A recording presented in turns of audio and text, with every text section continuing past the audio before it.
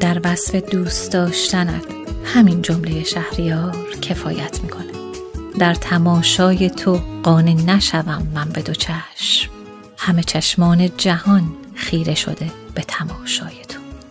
بازم نشستی رو به رو مات تماشای تو هم، توی چشات خیره میشم درگیر چشمای تو هم. عشقت نشسته تو دلم توی تموم باورم، حالا که حست میکنم هر ثانیه عاشق ترم.